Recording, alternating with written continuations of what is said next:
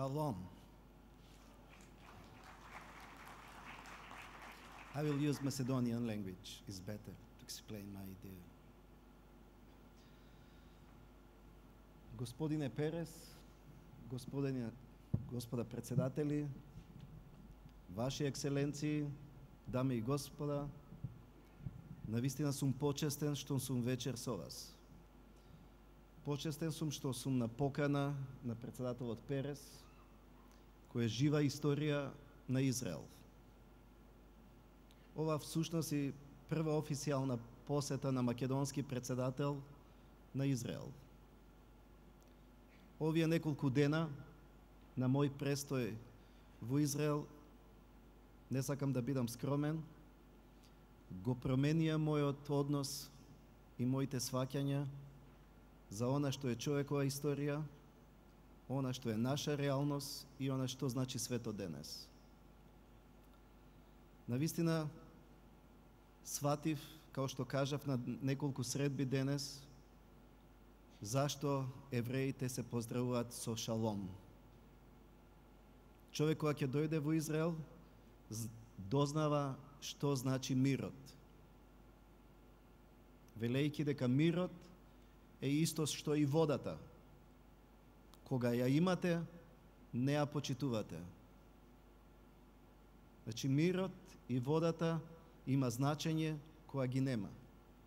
И затоа мирот навистина е она што му треба на секој што живее на овој простор. Водата пак е нешто друго што ни ја открива суштината на лидерството. На македонскиот јазик лидер значи водач. Водач е оној што знае каде е водата. Кој ќе ја најде водата, обезбедува спас, обезбедува мир. Значи водачите се оние што знаат што значи вода на нашиот јазик. Навистина, кризите се момент кога се јавуваат водачите, кога се јавуваат лидерите. Човековата историја не учи дека најголемите водачи се јавиле во најголемите кризи. Светот во оваа криза се суочува со нови идеи, нови предизвици и нови луѓе. Како пример председателот Обама. Ова е време кога не подучува дека кризите не само што создаваат лошо, кризите ги создаваат и оние идеи, и оние решенија, и оние институции кои му возможуваат на луѓето да се чувствуваат посигурни.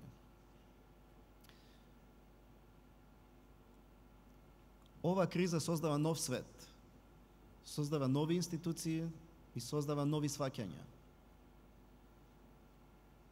Ова криза која трае и која ќе продолжи, ќе го премени нашиот поглед на свет.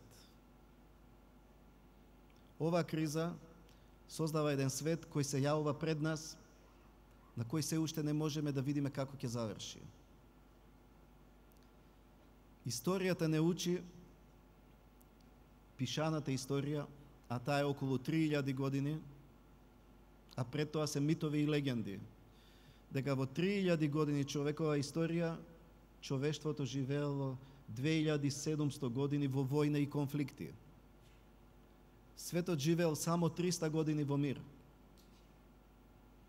Голем дел од тој мир бил и на мојот простор што се вика Балкан, кој денес се сваќа како најкризно подречје после Блискиот Исток. Балканот живеел во мир во периоди кои се познати како Пакс Романа и Пакс Отомана. Пакс Романа била тиранија, Пакс Отомана била деспотија.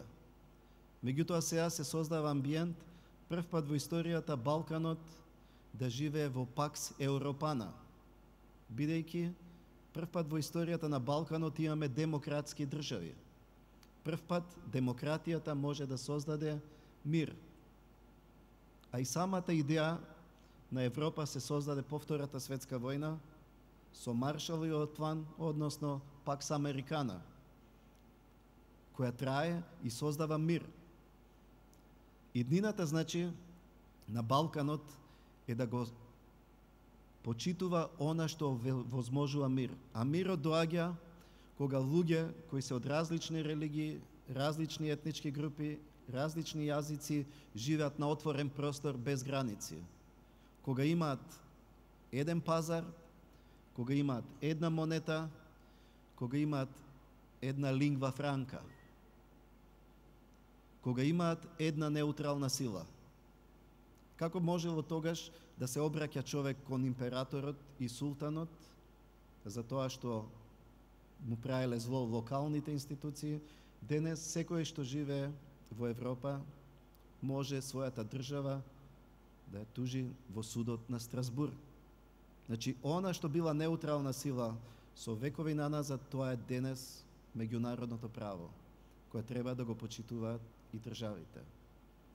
Ова само кој илустрација дека мирот ќе дојде кога едноставно ќе се промени нашата представа за она што значи територија. Денес се создава еден нов свет кој не е територијален. Денес се будат сите етнички чувства и идентитети, комуницирајќи луѓето преку интернет и користејќи лингва франка, англискиот јазик. И не оној англиски на Шекспир со граматика, туку англиски како комуникационен код меѓу сите луѓе на планетата. Новите технологии овозможија секој човек на планетата да има контакт со било кој човек на друга дел од планетата. Со себе го носи мобилниот, кој му овозможува комуникација. Со себе носи мобилен кој може преку интернет да го дознае сето знаење на човештвото. Се создаваат виртуелни заедници во кои територијата губи значење, а и со тоа лидерите на државите немат моќ да го контролираат населението на својот простор. Денес, освен тој нетериторијален свет, се создава нешто што се вели мегаполиси. Големите градови, како Њујорк, Париз, Лондон, не се веќе градови, тоа се места каде што доаѓа целиот свет. Така што градоначалниците на тие мегаполиси се профилот на идните лидери, затоа што мора да се справат со етнички идентитети, религиозни чувства, различни јазици.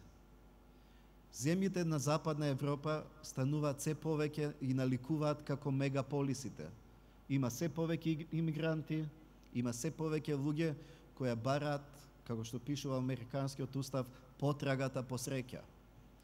Несвесно денес се случуваат нови преселби на народите, кои доаѓаат во светот кој обезбедил сигурност и екзистенција. Тие нови преселби со себе ги носат и нивните култури, нивните различни сваќања за светот, нивните јазици. Така што овој период ќе се промени представата за светот, бидејќи постојните институции на западните општества се уште не најдоа начин како да ги интегрираат тие различни идентитети и различни луѓе кои имаат своји сваќања и кои имаат своји представи за светот. Тие живеејќи во западните општества, дневно комуницираат со своите луѓе од диаспората која е на цела планета. Значи денес заедниците се виртуелни. Дневно се комуницира меѓу себе и таа нова технологија, мобилниот, сателитската телевизија, интернетот, овозможуваат луѓето да се чувствуваат дека живеат заедно, бидејќи во момент ги споделуваат информациите и знаењата. Но новата технологија се користи и за лошо. Терористите први ги открија предностите на новите технологии, користејќи информации, знаења и комуникација меѓу нив преку интернет, сателитски телефони и нови технологии. Значи, повторно се соочуваме дека се што е ново создадено е човекова креација. А кога е создадено од човек, се користи и за добро, се користи и за зло. Посетата на Израел е можност да се суочиме со едно зло што не опоменува. Колку е моќен човечкиот ум за зло и за несреќа и за трагедија. Таа трагедија, како што е Холокаустот, мора да биде присутна во сваќањето на идните генерации, да знаат на што е подготвен човек да стори на друг човек. Затоа лидерите треба да ја промовираат пред се добрината, како што е вашиот председател Перес, кога сте во негова близина, ја чувствувате таа добрина и она што тој придонел за својата земја. Лидерите се тие луѓе кои треба да водат. Лидерите се тие што треба да нудат решенија. Лидерите не се почитувани од своите современици. Лидерите ги велича историјата и за лидерите се знае меѓу идните поколенија. И денес најголеми водачи во човековата историја во нивно време не биле сватени и не биле почитувани. Затоа тоа е влогот на секој што води држава, да знае дека се што прави за идни поколенија и прави за она што ќе се вреднува од идните генерации. Така да во духот на таа генерација која се создава и расте со интернетот, со Google и со Википедија, која расте со сето знаење што е возможно да го имат со себе преку својот мобилен и својот лаптоп, во име на таа генерација да го промовираме мирот и да се промовира слободата. Слободните луѓе креираат мир.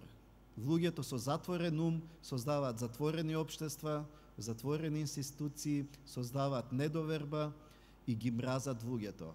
Единствено образованието и знаењето е она што ќе го менува светот.